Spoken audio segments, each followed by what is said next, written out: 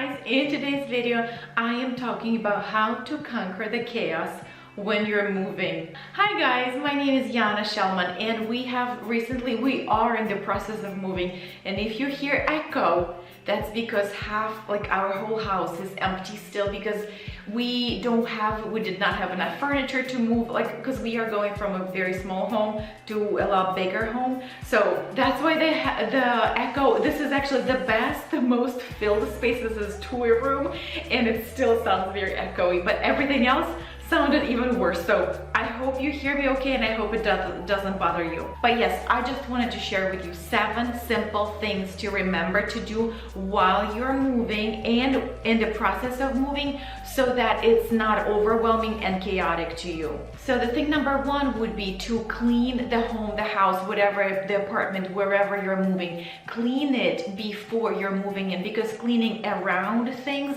is a lot more complicated and way more overwhelming, at least for me. And when you're coming into an empty room, it's so easy to either vacuum or mop the floor, or obviously start from the top first. So dust the ceiling fans, dust all of the walls and corners and everything, and then vacuum and wipe everything. It's so much easier. And then the stuff, any dust or any dirt that potentially could have still be there, it's not going to fall on your things. And especially if you're moving into the homes where the previous owners had pets or dogs or anything like this, that might be hair, that if you are allergic or whatever, it is best to clean it all out before moving your things, so that your things don't pick up other people's or other animals' things on them. And for cleaning, you can obviously hire the professional team to help you, and obviously it's going to cost you a little bit more money, but they will do a really good job and probably work really fast. You can, another option, to invite the friends and family to help out, and that's what we did. Our church family was able to come and help me, and I'm like, I did not ask, they offered, and it was such a blessing. And so it was just very, very nice of them to come and help me. Or obviously the last option would be to clean by yourself. It is going to take you way longer, because if there are multiple people working, it basically divides the time into the chunks. When we were cleaning our house, it was 5 of us doing all of the work. So, and it took us around 2 hours to get it all done. So if I would be doing it all by myself, it would take me around 10 hours or so to clean it all. So obviously it was very nice to get it done in 2 hours. Tip number 2 would be to remember to move all of your essentials and the most used items on the day when you're moving and when you're planning to sleep over at the place.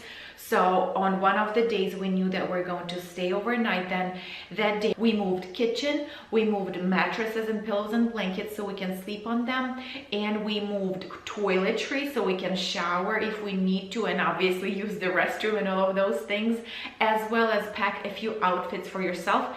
And if you have a baby, don't forget the diaper essentials. Number 3 would be to put all of the boxes, as the boxes and bags and whatever you packed your stuff into, put them into the space where it belongs. If it's your clothes, take it to your closet. If it's the item from your kids' room, take it to the kids' room. Obviously, if it's office supplies, take it to the space that belongs to the office. And that's right, that was not a tip for me, but let's talk about it right now. Before you're planning to move, talk with whoever you're moving with, your significant other, spouse, whoever it is.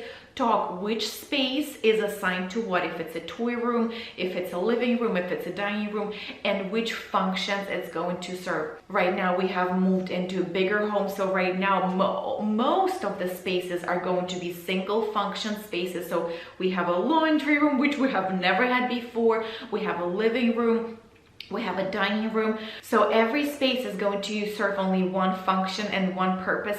And it is different when the space is serving as a dining room as well as the study room. If you are homeschooling or remote learning or whatever your kids are doing, it's always nicer to know how the room is going to be used.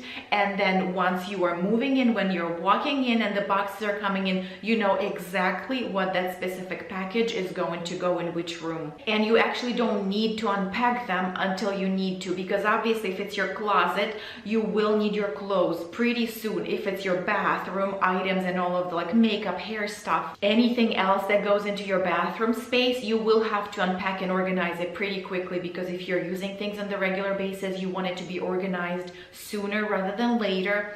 But if it's like your kids' room, if your kids are sleeping with you for a couple of nights so that they feel comfortable with the space, then you kind of don't need to unpack their room just yet. So that's the good thing about putting things into certain location, that it's out of your way, it's not in front of your eyes, it doesn't give you that visual clutter, it's just in their own corner, and you can take care of it whenever the time comes. Number 4 on my list is try to keep kids' routines and schedules as close to whatever they are right now as possible, because any change is overwhelming to adults and even more overwhelming to the kids. And even though it might be fun for them, it might be exciting that it's a new space and something different to explore, it's still nicer for them to stay in the routine of getting things done, if it's like remote learning or homeschool or whatever you're doing. Even though if you are able to take time off, and that's actually my next tip, if you are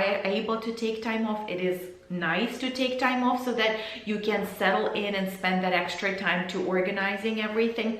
But if you don't have the option, try to go to bed at the same time, try to wake up at the same time, and do similar things that you were doing at your previous home in this home with the kids, so that they don't get overwhelmed and don't create more chaos for you behaviorally, so that they feel as comfortable as possible. But also remember that it is very normal for you and for them to feel overwhelmed, that if something comes up, if there is a burst of tears or laughter or energy or something like this, it's normal. So just try to roll with it as much as possible and not to feel like you have to overreact. I hope it makes sense. And yes, number 5 on my list is to create a slightly lighter schedule for your workload that you normally do on the regular basis, because first of all, you need to unpack and organize the whole house, and it takes a lot of energy and time. Plus, you do need to know that you will spend a lot of extra time looking for things, because no matter how organized you're going to put your boxes and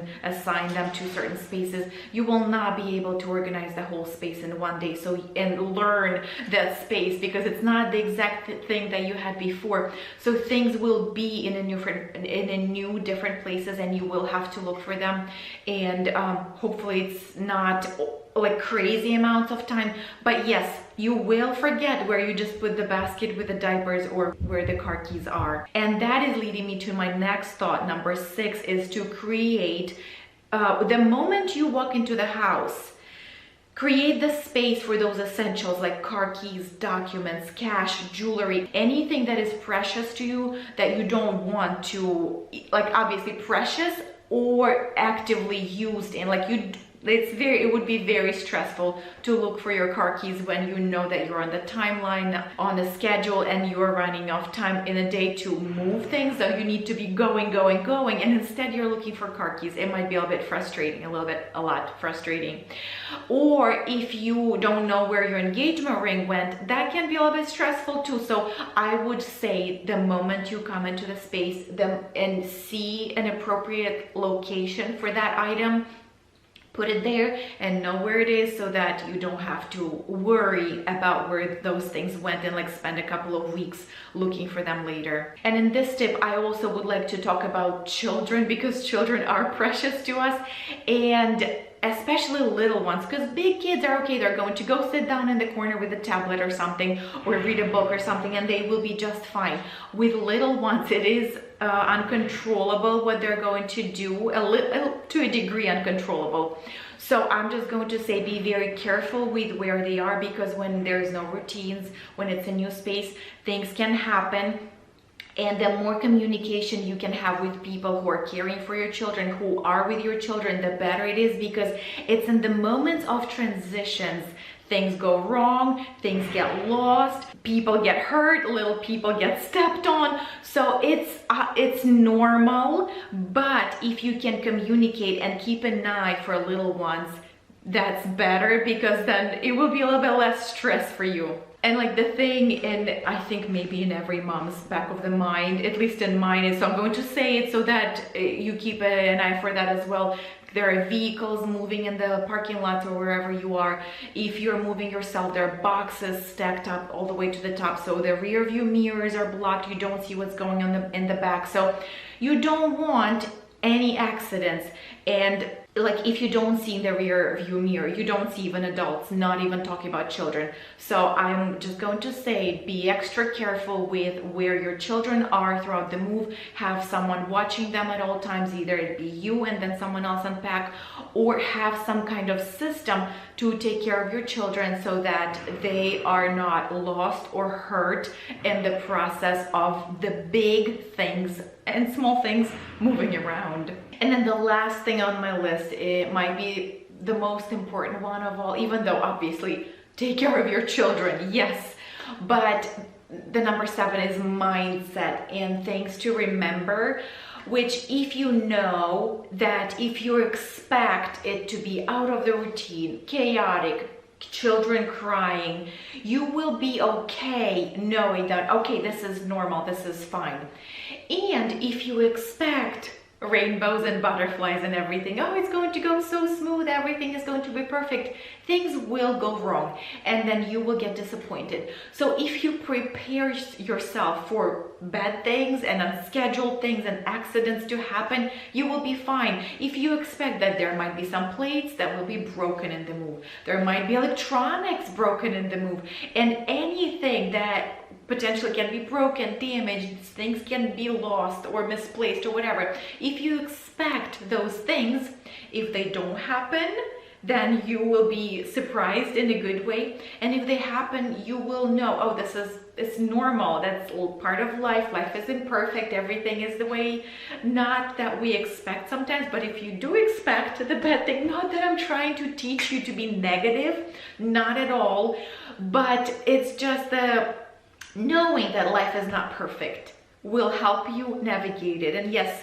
having a good mindset in anything is super important. Thank you so much for your time, you guys. I hope this video was fun and helpful. I assume you're moving if you're watching this video. So if you are moving, let me know where or from where. Are you upgrading to a bigger place, or are you downsizing to something smaller and cozier? I would love to hear that too. And if you have any other tips that are helpful for moving, please leave them in the comments below so that others can benefit as well. And I hope you have a great day. And that's right, if you like this video, potentially consider subscribing. On this channel, I talk about tips and hacks and all of the tricks and ideas and advice for busy working moms so that our lives can be better and we can enjoy every part of it as much as possible. All right, you guys, have a wonderful day, and I will see you in my next video. Bye-bye.